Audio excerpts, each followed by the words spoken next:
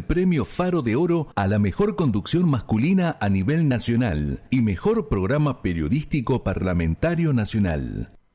Estigas, Sindicato de las Trabajadoras y Trabajadores de la Industria del Gas de Capital Federal y Gran Buenos Aires, Boedo 90, teléfono 49810921.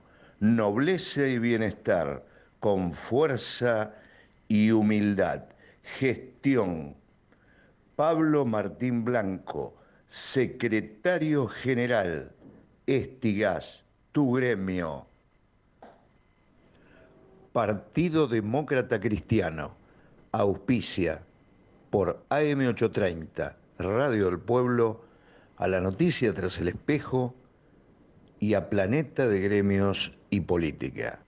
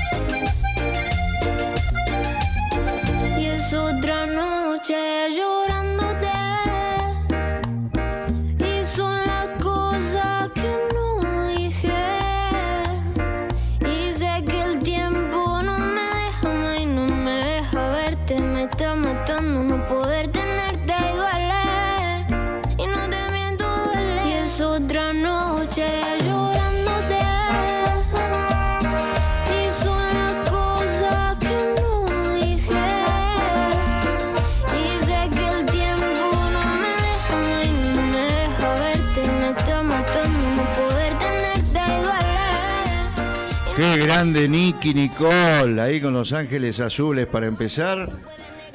Un programa especial, porque el domingo 24 es un día especial. Es el Día de la Democracia. Yo había escrito algo por ahí, pero a veces uno dice recordar de que en esta fecha no hay color político, porque la democracia es todo. Los argentinos en general, sin divisiones, porque tenemos muchas divisiones, y hay que tratar de tomarlo como una fecha especial. Por supuesto de que uno no quiere que los fantasmas vuelvan, pero esa herida está abierta y hay que tratar de cerrarla de una manera por el país, por la Argentina, más allá de la economía, más allá de que vos la cosa no te va bien, por ahí sos joven, por ahí sos una persona que pinta canas, pero la realidad es que hay que festejarlo porque es una fecha dura, una fecha difícil, y donde siempre uno tiene que recordar el paso del doctor Alfonsín, por ejemplo, llamado el padre de la democracia, y bueno, hay tantos presidentes que han pasado, algunos buenos, algunos no tan buenos, pero bueno, la democracia sigue firme, sigue de pie, por muchísimos lustros más. ¿Vio que cambié? Décadas no, lustros. Lustro. Bueno, vamos a saludar primero que nada, La Noticia Tras el Espejo, AM830, Radio del Pueblo, programa número 184, el señor Nicolás Olechea en los controles y producción del programa. Y feliz cumpleaños, Eduardo Varela, donde estés, ahí en Chile. Feliz cumpleaños también a Claudio Domingo Severino, gran amigo, abogado, ambos. Y un saludo también a Bárbara, que está en Canal Extra, mañana a partir de las 20 en vivo, con la conducción de Santiago Gabriel Cunio, versión sábado a la noche. Y bueno, ahí está también Barbarita, la hermana de Camilo, el gran Camilo García. Barbarita García también, feliz cumpleaños.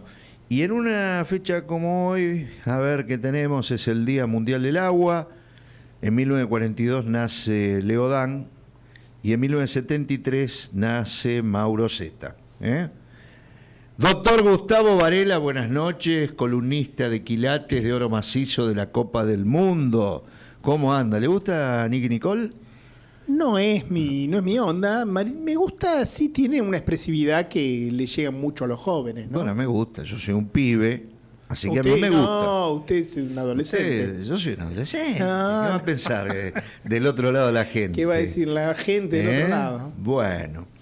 Bueno, títulos muchos. El Congreso principalmente, que es el título que nos toca de cerca, se están un poco tarde, pero ya confeccionando las comisiones con sus autoridades, despacito. Vamos a ver la semana que viene, porque no creo que haya mucha actividad en 3 días, antesala de Semana Santa, Jueves Santo y Viernes Santo. Estaremos acá al pie del cañón, como lo hacemos siempre, con el doctor Varela.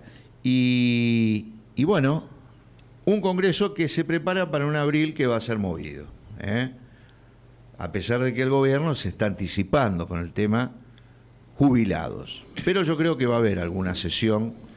Y después, el plato fuerte yo creo que va a ser el DNU, en abril. Temas que se vienen en el Congreso de la Nación. 21 a 11 minutos. Vamos a los auspiciantes y después vamos a ir a la nota con Pedro Jorge Galimberti, diputado nacional por el distrito Chajarí de la Unión Cívica Radical, donde vamos a charlar con él.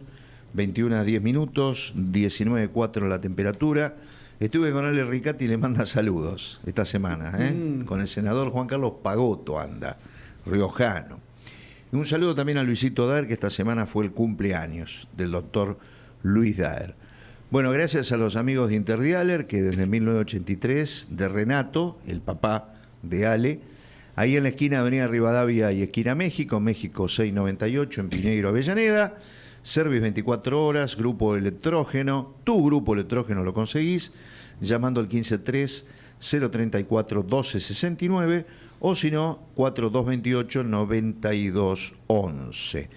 También a los amigos de Oscraya, obra social de conductores de remises y autos al instante, Cerrito 228, Primero B, Capital Federal, que hoy tuvieron una reunión ahí en Quilmes, Alejandro Poli, para designar, junto al ministro de Trabajo de la provincia de Buenos Aires, el delegado regional de Quilmes.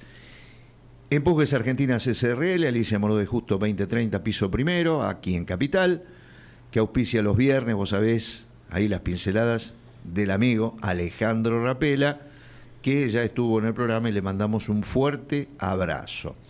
Los amigos de Estigas, Sindicato de las Trabajadoras y Trabajadores de la Industria del Gas Natural de Cava y Gran Buenos Aires, Boedo 90, lo llamás al 4981-0921, Nobleza y Bienestar, Fuerza y Honestidad, Capacidad de Gestión, ahí está el compañero Pablo Martín Blanco, secretario general. Estuve en Osdepin esta semana con Alfredo Gaimatea, gerente general, un abrazo a Horacio Alonso, a Franco Caviglia. Asociate ya online, 0800-288-8432, obra social de empresarios profesionales y monotributistas, 500.000 afiliados en todos los rincones del país. Un premio muy pujante, con mucha historia. La Asociación de Empleados Fiscales e Ingresos Públicos, Mesa Directiva Nacional Pablo Flores, secretario general, y un abrazo también al compañero Hugo Álvarez de Bahía Blanca.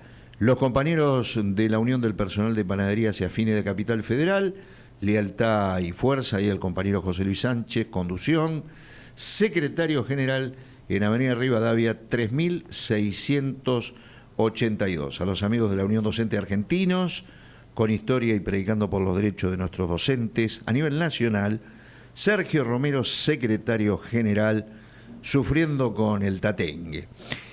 AGOE, Asociación de Gremial de Obreros y Empleados de Ciance, Jorge Mancini, conducción.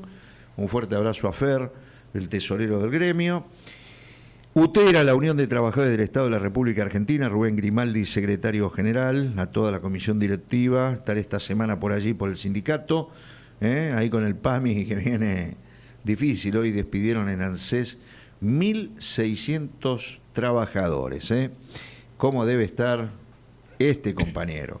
El de APOS, Asociación del Personal de los Organismos de Previsión Social, Leonardo Fabre, secretario general. Yo creo que cada vez que se raja un compañero o compañera, es un dolor de cabeza para la familia.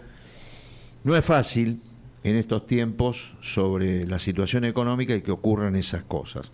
Así que nuestra solidaridad con todos aquellos compañeros y compañeras que son despedidos. A veces uno no busca eso, sino que, bueno, hay gente que cumple, que tiene muchos años de trayectoria, pero nunca fueron nombrados planta permanente. Y cuando pasan estos cambios de gobierno, bueno, ahí lamentablemente son víctimas de estas situaciones de ajuste que pasan. Un abrazo a los amigos del Sindicato de Guincheros, Maquinistas y Grúas Móviles de la República Argentina.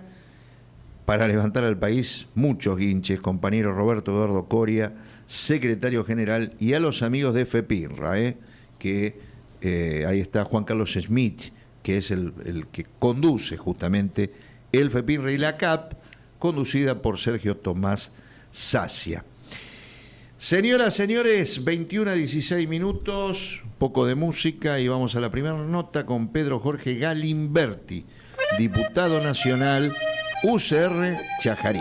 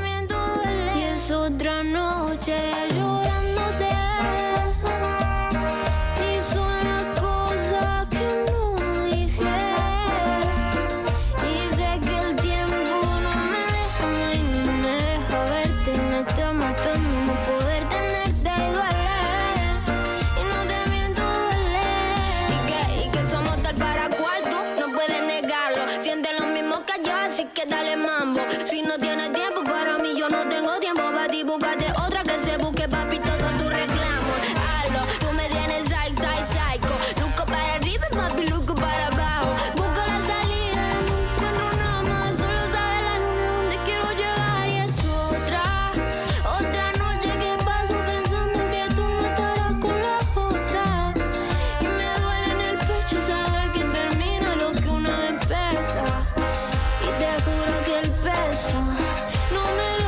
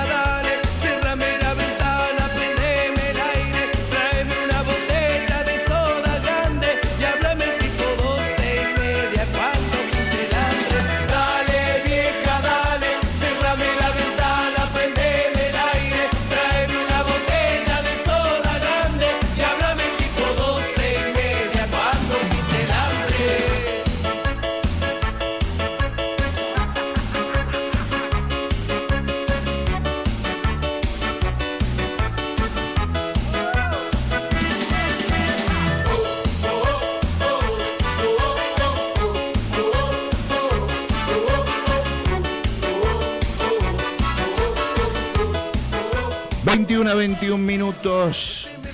Seguimos en la noticia tras el espejo. Aquí en el aire de nuestra querida Radio del Pueblo M830 con el doctor Gustavo Varela. Y bueno, esperando justamente que la plaza reviente el 24 de marzo. La fecha que tenemos todos y que debemos ir. Y ya la tengo la compañera Romina del Pla, diputada nacional. ¿Cómo anda, compañera? ¿Qué dice? ¿Qué tal, Puma? ¿Cómo te va? Bien, acá, esperando ir a la plaza el día domingo, ya preparándonos, ya en La Boca, recién veía cuando salí de casa que ya hay algunos actos, y bueno, y queremos primero hacer una reflexión, que hagas una reflexión sobre estos momentos que estamos pasando con el gobierno de Milei y Villarruel, con ataques permanentes a todos los argentinos, con el bolsillo y con agresiones permanentes. Bueno, yo creo que este 24 de marzo, ¿viste? Todos los 24 de marzo tienen algún aspecto que actualiza, ¿no?, la fecha. En este caso, claramente tenemos una fecha que tiene la importancia de enfrentar a un gobierno negacionista, ¿no? Negacionista del terrorismo de Estado, claro. Negacionista del genocidio, negacionista de los 30.000 detenidos desaparecidos, y que además, por supuesto, trae un compendio de lo peor que ha pasado en estos 40 años, ¿no? Y durante estos 40 años igual hemos padecido situaciones de represión al movimiento de lucha, al movimiento popular. Bueno, tenemos con el compendio de la mano de Milei y de Patricia Bullrich con su protocolo antiprotestas, antipiquetes, y con todo lo que ya hemos visto en materia de represión a la movilización popular en estos 100 días de gobierno, ¿no? Lo hemos visto frente a la ley ómnibus, lo hemos visto el 20 de diciembre intentando impedir la movilización, lo hemos visto con el DNU 70 impidiendo el derecho de huelga de la docencia y de otros gremios. Está claro que en un marco de ajuste brutal, de aumento de la pobreza y demás, donde además se ha convertido en exponencial con el gobierno de Milei, están tratando de barrer bajo la alfombra las consecuencias de esa política, no resolver los problemas, sino que la gente no se pueda movilizar. Entonces, creo que este 24 de marzo cobra esta gran importancia, por eso tiene que ser una movilización multitudinaria. Y bueno, y nosotros vamos a movilizarnos del Partido Obrero, del Frente Izquierda, de todas nuestras organizaciones, con el espacio Memoria, Verdad y Justicia, que es el espacio que ha mantenido siempre la independencia política en relación a todos los gobiernos, porque nos importa también pelear contra la represión de ayer y de hoy, ¿no? Y contra la impunidad de ayer y de hoy. Entonces, eso me parece que es lo clave en el hecho de que, bueno, va a haber dos movilizaciones y nosotros vamos a marchar con el espacio independiente concentrando a las 14 horas en Avenida de Mayo y 9 de Julio. ¿Y qué opinión te merece? La Red Nacional de Hijos ya responsabilizó al gobierno por el abuso y la amenaza de muerte a una militante, el colectivo por parte de individuos. La inscripción en su casa de Viva la Libertad Carajo, que realmente nos ha sorprendido a todos. ¿Cómo lo has visto, Romina?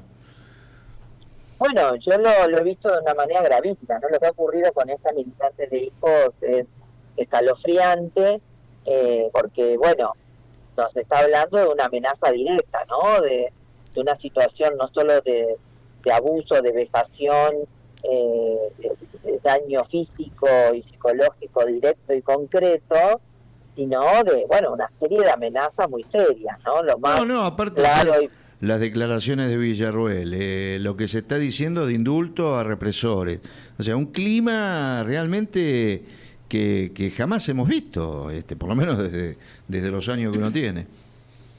Sí, está muy seria la situación, muy grave, porque aparte se envalentonan distintos sectores, porque uno puede suponer, ayer en la Cámara se dio una situación ahí, porque una comisión se denunció el tema y por supuesto algunos del oficialismo tomaron la palabra y dijeron, no tenemos nada que ver, Claro. pero bueno, uno puede suponer que quizás no han tenido una actuación directa, porque sería también bastante burdo, pero está claro que se sienten protegidos todas las células locas que andan por ahí, ¿no? Con lo cual, me parece que en ese punto es importante ver que la acción del gobierno con toda su política negacionista de alguna manera habilita la acción directa o las acciones de impunidad de distintos sectores, ¿no? Porque efectivamente hemos visto a genocidas teniendo actitudes en los juicios que se han dado recientemente deleznables, reivindicando su actitud. Bueno, y ahora tenemos estos episodios que son extremadamente graves, ¿no?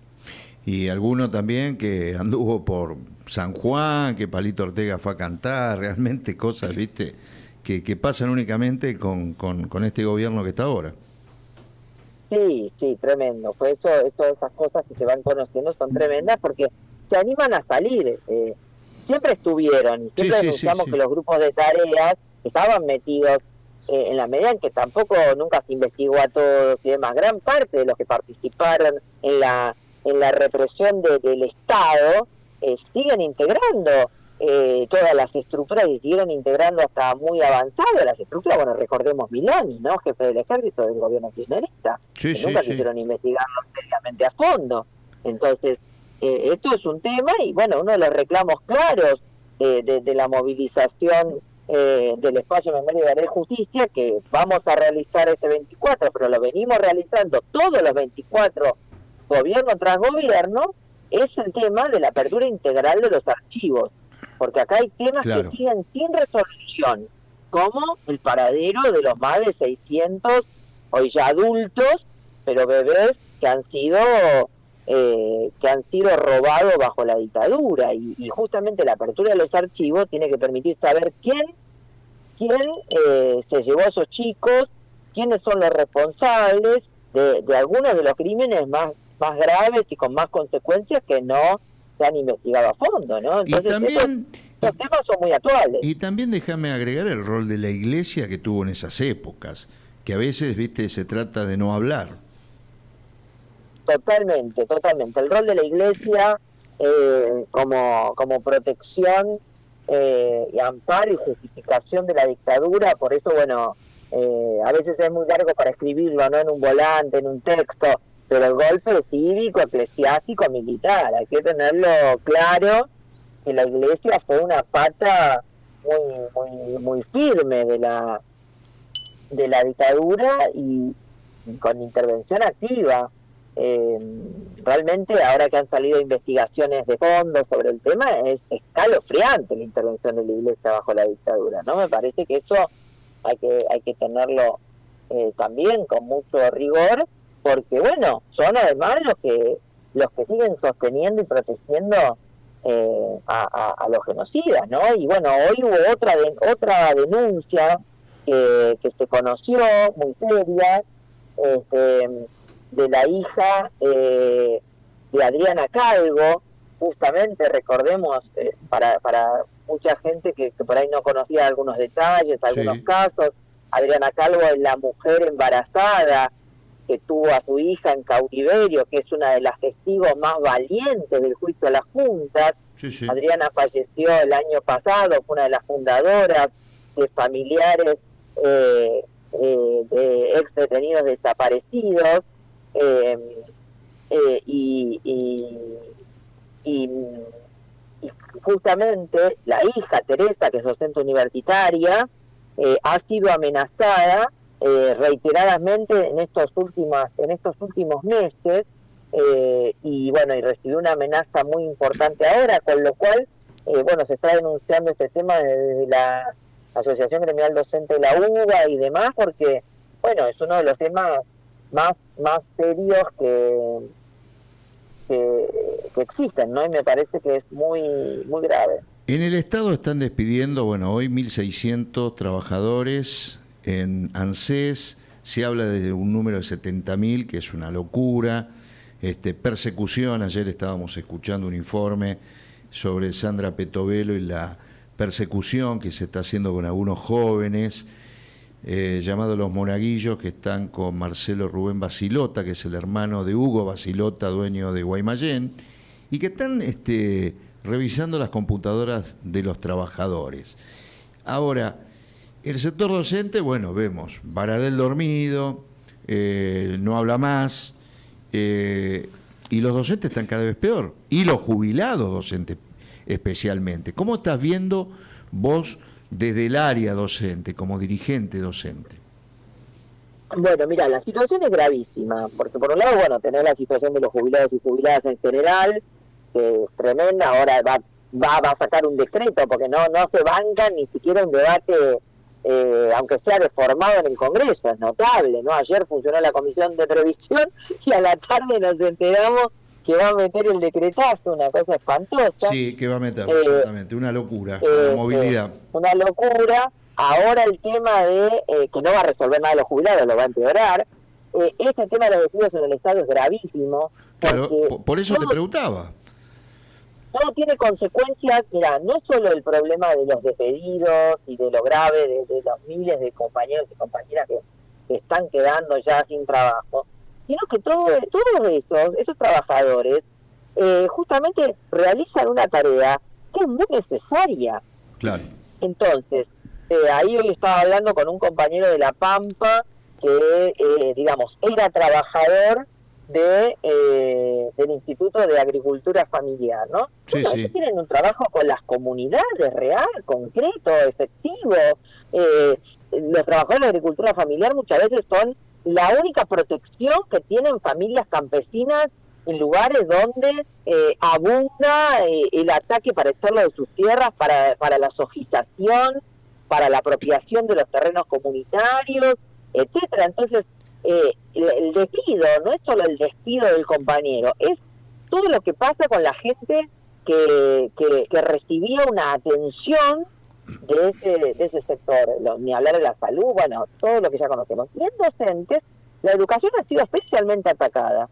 En primer lugar, con el recorte salarial, que significa el recorte del FONIT. Luego, el recorte de otros fondos nacionales que por ley y obligación el gobierno tiene que volcar. Luego sacó un decreto para retroceder con eso último, no con el FONIT, pero tampoco lo han cumplido integralmente. O sea que eso es siguen con recortes en regla. Y después, obviamente, esta obsesión por declarar la educación servicio esencial, no para proveerla de presupuesto, de infraestructura, de insumos didácticos, de becas para los estudiantes, de recursos en general, sino esencial para que no podamos hacer medidas de fuerza para defender la educación de todo ese ajuste que se impone sistemáticamente. Por lo tanto, la situación es muy seria y la educación pública está siendo especialmente atacada. Ayer hicimos una audiencia en el Congreso en defensa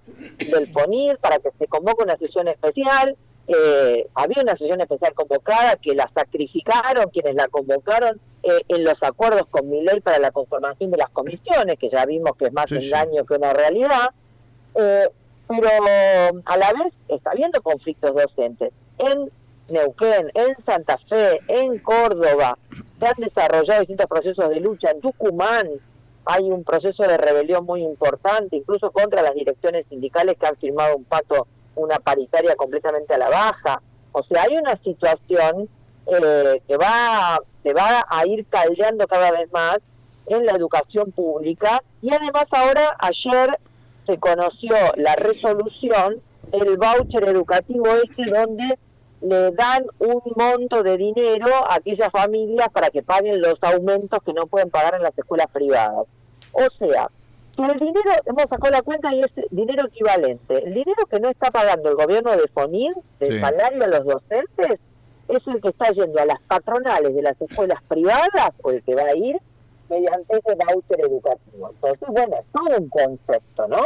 Sí, sí. Es todo un concepto de vaciamiento aún mayor de la educación pública, y en ese punto, bueno, me parece que tenemos que reforzar desde abajo, porque vos bien marcabas que las direcciones sindicales no están para nada a la altura de las circunstancias, no lo estuvieron con el gobierno anterior, no le están con este tampoco, larga la convocatoria de la continuidad del plan de lucha, que es urgente, y bueno, en este sentido lo estamos también empezando a organizar por abajo, con toda una articulación de las seccionales combativas, de los sectores que no se han sometido ni al gobierno anterior, ni piensan someterse a este, y bueno, me parece que en ese sentido estamos en una fuerte campaña por un plan de lucha, un paro nacional y la necesidad de preparar un proceso de huelga general, ¿no?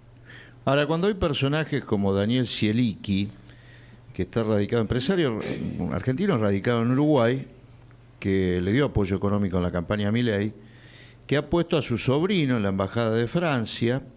Scielichi, bueno, es accionista mayoritario del laboratorio Fénix Elea, gran evasor, evidentemente tributa en el exterior, un patriota, como Gerardo Weltein, que está de embajador en Estados Unidos, y Diano Mandino de Cancillería, que trajo guita de Taiwán, o Paolo Roca, que ha puesto de secretario de Trabajo al doctor Julio Gabriel Cordero, abogado de Techín, y le ha regalado YPF al gran Paolo Roca, parece, o Eduardo Estein, del grupo IRSA, que le dio el Hotel Libertador Sheraton a Milei y dijo que pagó con su tarjeta de crédito 2,5 millones de pesos, cuando en realidad, que estuvo en el piso 21 durante 4 meses y utilizó la sala de conferencias, si vos ves una habitación que vale por día 160.000 pesos más 30.000 de impuestos, creo que el número no da.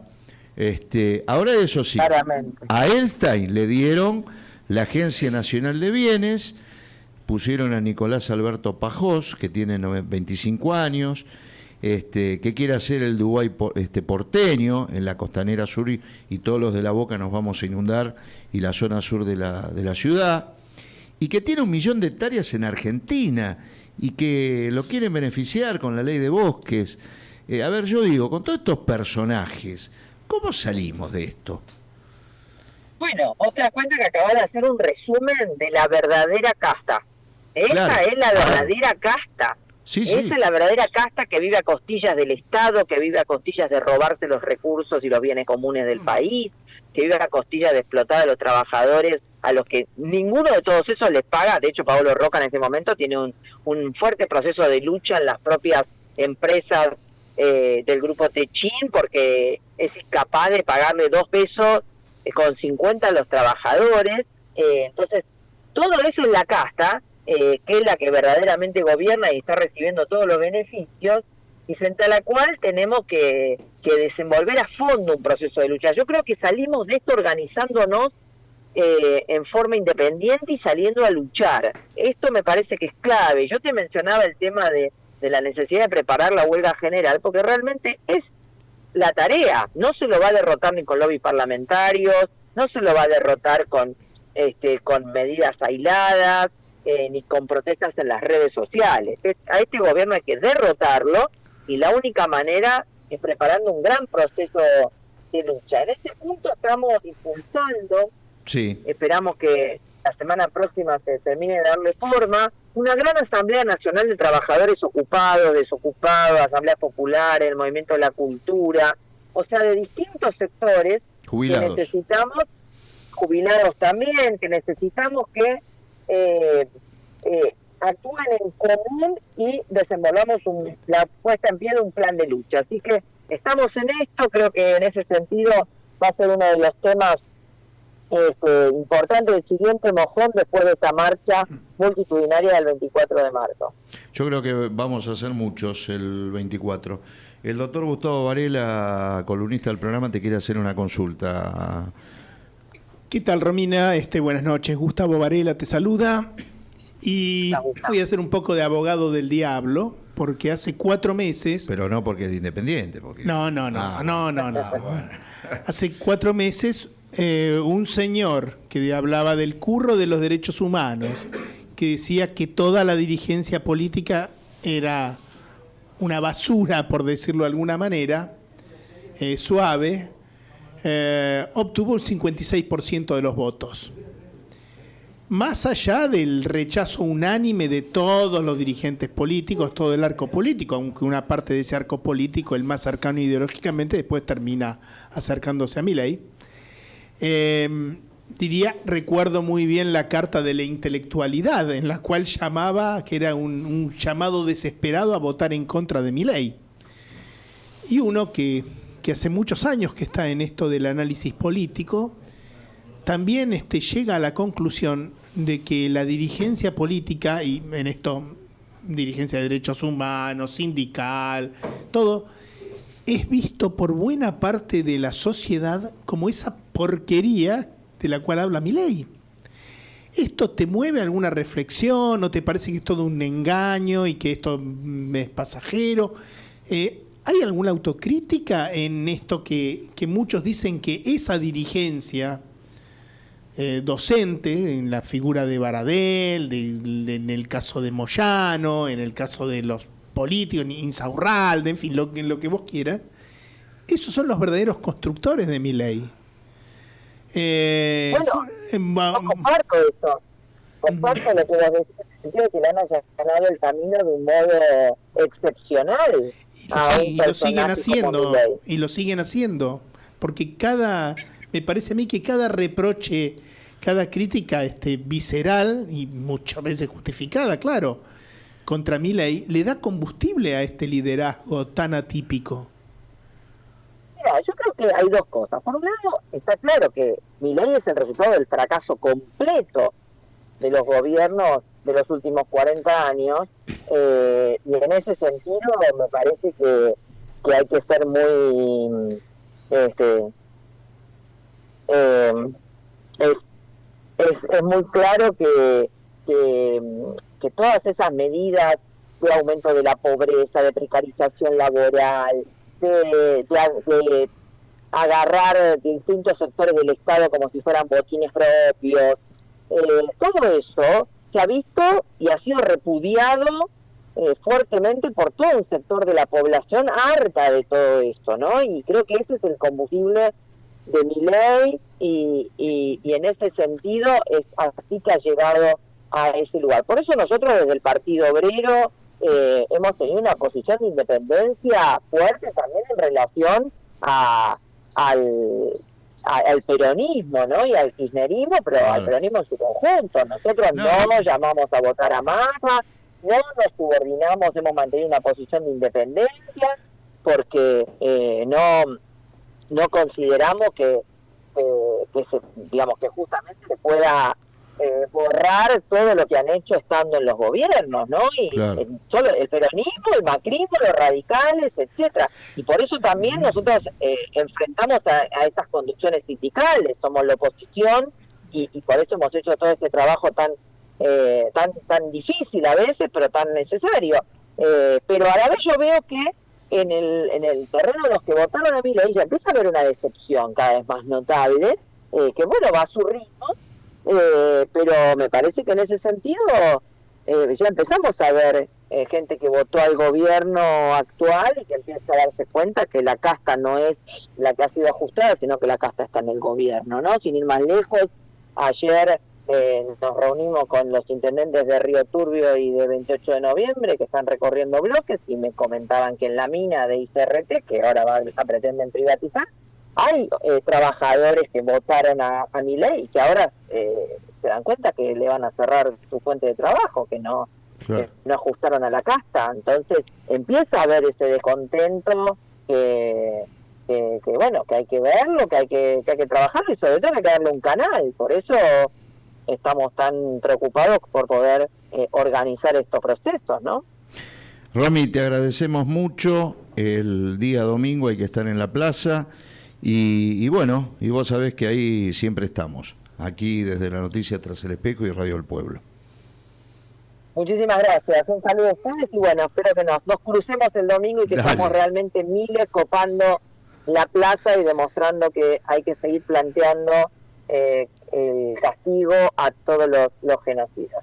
Un fuerte abrazo. Gracias, Romy. Saludos. Bueno, ahí estaba la compañera Romina del Pla, diputada nacional. 21:45, corte y regresamos.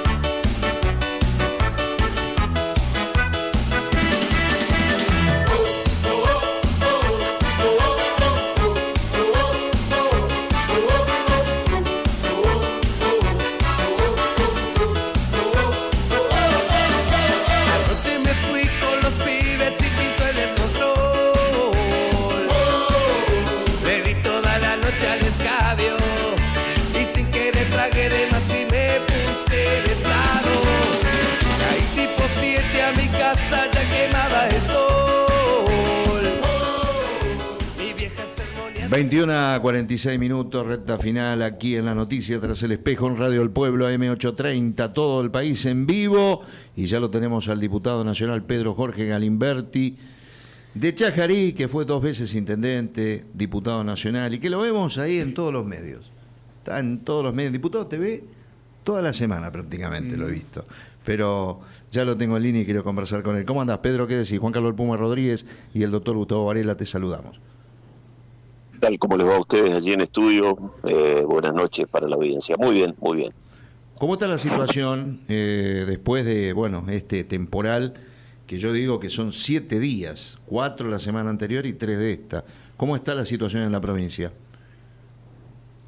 Hubo algunos inconvenientes en el centro de la provincia y en la zona sur, específicamente en Gualeguay, fue bastante complicado, y en Gualeguaychú, básicamente producto de que el faltante de algunas obras hídricas y algunas cuestiones vinculadas a mantenimiento de las obras donde existían pero que no se estaban realizando, más el aguacero importante que hubo en cantidad de milímetros en el tiempo que se dio, llevaron a anegamientos y a inundaciones que hacía tiempo que no se veían en eso, sobre todo en Gualeguay, ¿no? Pero bueno, ya se está encaminando la situación, sumado a eso el contexto que es conocido de lo que tiene que ver con el dengue y demás, y donde obviamente el agua, eso preocupa, la presencia de humedad, obviamente que va a generar inconvenientes posteriores, ¿no?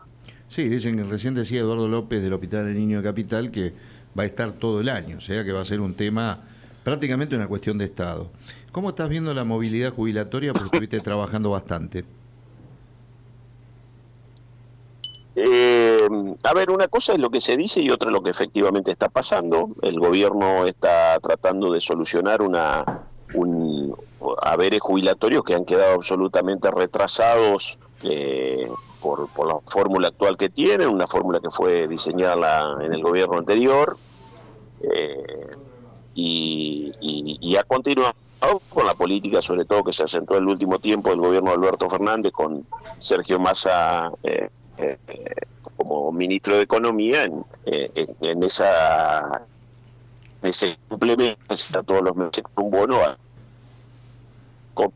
en función de lo que ha sido el desarrollo de la economía, y específicamente cuando uno mira la inflación, esa información es pública, está en el INDEC. Sí. Hay que mirar además lo que tiene que ver con lo que se ha incrementado los alimentos, y básicamente lo que tiene que ver con la canasta básica alimenticia, que ha estado inclusive 30 puntos por encima de la propia inflación. Digo esto porque es un dato muy, muy importante. Bueno, en este sentido está claro que la fórmula necesita hay proyectos, la gran mayoría establecen que en el contexto económico que tenemos se haga una a lo que es el índice de precio consumidor, básicamente, y que tienen diferentes proyectos. En el caso mío particular, propongo además que el Fondo de Garantía de Sustentabilidad, que es la caja de ahorro del sistema jubilatorio en la Argentina, tenga una afectación en los próximos 2 años para cubrir lo que se necesita. Y después, en cuanto a la fórmula, lo que queda ver es, ¿qué hacemos con al menos algunos de los meses en los cuales se ha perdido bastante, ¿no?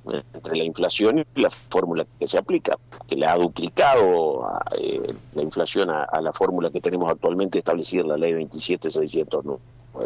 Así que ahí hay un tema que me parece que va a ser de discusión importante. El gobierno está hablando de un 10%, ahora están anunciando que van a hacer un DNU del 12,5%, el 14%, no se sabe. Algunos, como en mi caso, decimos hay que tomar desde el 1 de diciembre hasta el 31 de marzo esos 4 meses, y hay que establecer la diferencia, la que surja de IPC, la inflación, con lo que ha sido la fórmula actual. Básicamente hay que tratar de que le quede la cuestión al 1 de diciembre a jubilados y pensionados. Así que hay ahí una pelea importante en términos de discusión parlamentaria.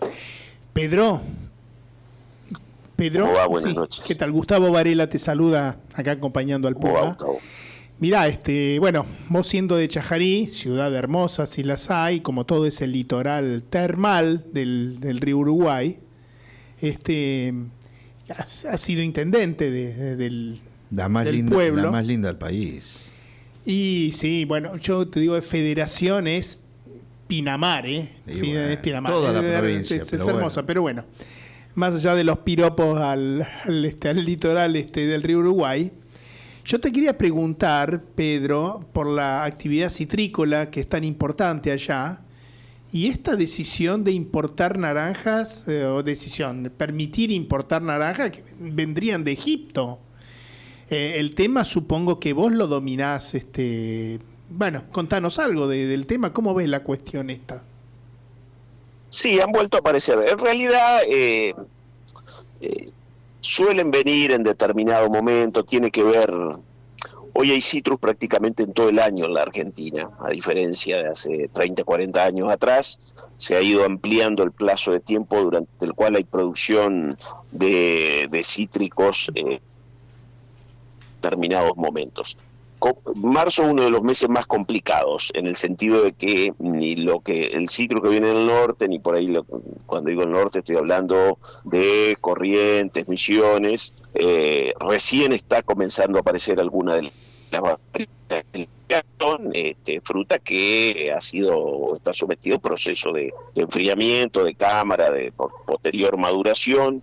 Y a veces durante esos momentos, producto de algunas circunstancias, esos precios de la fruta se disparan porque estamos fuera de la estación y aparecen, como ha ocurrido en las últimas semanas, hay naranja de Egipto, a veces aparece naranja española, a veces sudafricana, pero la verdad no es tanto lo que aparece. Por supuesto llama la atención porque en un país como el nuestro, donde la producción no solo sirve para el mercado interno, sino que además se exporta, eso termina llamando la atención. Pero bueno, obviamente cuando uno habla con los productores, formulan algunas quejas, pero también entienden y sobre todo entienden la cuestión estacional, ¿no? Se da justamente en estos meses. Te diría que marzo, eventualmente 15, 20 días de abril, puede aparecer algún cítrico de otros lugares, que justamente cuando se da ahí algún periodo de tiempo en el cual no surge directamente de la planta y llega al mercado, sino que lo que hay está dentro de alguna cámara que se viene reservando y eso obviamente tiene un costo adicional. Me parece que donde empieza a salir la fruta de la planta directamente al mercado, esas posibilidades se terminan. Y a veces tiene que ver también con algunos compromisos de cadenas multinacionales, ¿no? Porque donde lo vemos son en algunas de las grandes cadenas del supermercado y eso tiene que ver con algunas cuestiones comerciales que exceden ampliamente estas otras cuestiones que yo anunciaba recién. Decime, Pedro, ¿cómo estás viendo esta administración de Frigerio? ¿Cómo le está yendo como gobernador? En fin, ¿cómo lo ves? Obviamente, después de 20 años de un signo político que era el justicialismo, en diferentes variantes, pero en definitiva partido justicialista, bueno, se está obviamente aclimatando, acomodando a la nueva situación, con algunas de las situaciones que inclusive se complican, producto también de lo que es la política nacional y algunas medidas que ha tomado el gobierno nacional, donde hay recortes, por ejemplo, en el transporte automotor urbano y suburbano, donde hay recortes en el fondo de incentivo docente, donde hay recortes para la obra pública que se estaba ejecutando, algunas con problemas, algunas que no se estaban pagando, algunas que sí, pero bueno, ahí hay una problemática también. Por tanto, como la mayor parte de la provincia, en una situación difícil y tratando de acomodarse a los nuevos tiempos que están aconteciendo. Y en pocas palabras, ¿cómo ves al gobierno nacional? Bueno, está evidentemente pasando la motosierra tal cual había anunciado, pero también está pasando la licuadora, lo ha pasado con jubilados y pensionados, aunque a veces se intenta decir, bueno, no, ahora están ganando más en dólares. La verdad que esa comparación no tiene ningún asidero. Digo, no tiene ningún sentido, porque además en la Argentina en los últimos 3 meses hubo inflación en dólares. Pero al margen de eso, la verdad es que los diputados, los jubilados, cuando cobran su haber, no creo que estén pensando en comprar dólares, estoy imaginando que están comprando alimentos. Y en esa comparación entre el alimento y medicamento, uno observa que el haber de los jubilados y pensionados ha perdido mucho. Entonces veo mucha licuación en ese sector, que es muy grande, veo mucha licuación en los salarios del sector informal. Hay mucho empleo no registrado en la Argentina y ahí evidentemente es donde ha golpeado, y también los que están formalizados, aún con convenios paritarios, en los mejores casos van por detrás del proceso inflacionario. Entonces veo mucha licuadora funcionando, más allá de lo que tiene que ver con la motosierra, y veo un gobierno que le está costando sobre todo llegar al interior. Hoy la verdad es que en muchos lugares las oficinas de PAM y de ANSES siguen con los mismos funcionarios que tenían antes del 10 de diciembre. Y eso marca un poco un gobierno que está muy centrado en las cuestiones macroeconómicas, de las grandes decisiones en la capital, pero que le está costando bajar su impronta hacia el interior del país.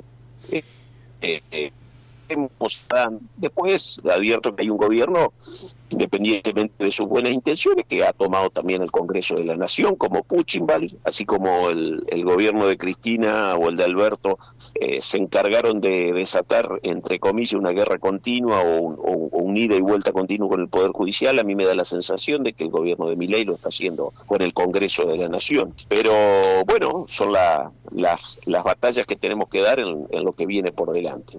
Mientras tanto, obviamente aspiramos que la Argentina pueda acomodar algunas cosas y sobre todo tratar de que le baje a la gente, ¿no? Uno ve que el esfuerzo que se está haciendo desde el ciudadano es muy importante, sobre todo en lo que ha tenido que ver con el ajuste del bolsillo, ¿no? Uh-huh. Pregunta última que te hago, Pedrito, y te dejo en libertad de acción, ya iniciando el fin de semana. Una reflexión sobre el 24 de marzo, donde, bueno, el padre de la democracia fue don Raúl, y creo que siempre lo tenemos presente en el corazón.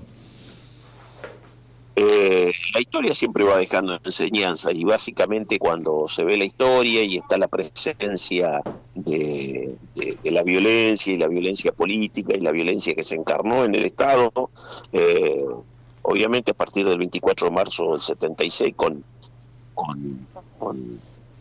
la presencia de la Junta Militar de una manera absolutamente disparatada, pero que también tenía antecedentes de lo político anteriores, digamos. La Argentina de los momentos previos también marcaba que ya la violencia estaba instalada en la sociedad.